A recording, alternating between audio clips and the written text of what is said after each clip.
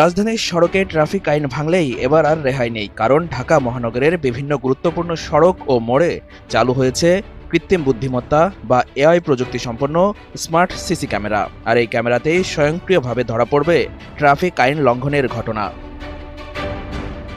বৃহস্পতিবার ৭ মে সকাল থেকে ডিএমপির আওতাধীন এলাকায় এ আইনি প্রক্রিয়া শুরু হয়েছে। এখন থেকে কোনো যানবাহন লাল সিগন্যাল অমান্য করলে, উল্টো পথে চললে, অবৈধ পার্কিং করলে কিংবা রেজিস্ট্রেশন ও ফিটনেস ছাড়া চলাচল করলে সবকিছুই ক্যামেরায় ধরা পড়বে।